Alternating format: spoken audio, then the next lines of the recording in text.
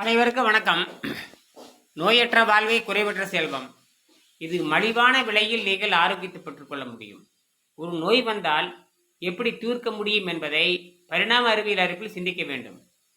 If you get a disease, how to clean that problem with a cheap cost. This is evolution science. This is a cheap cost science. Lowest cost with a cleaning process. This name is நியம யோகம்.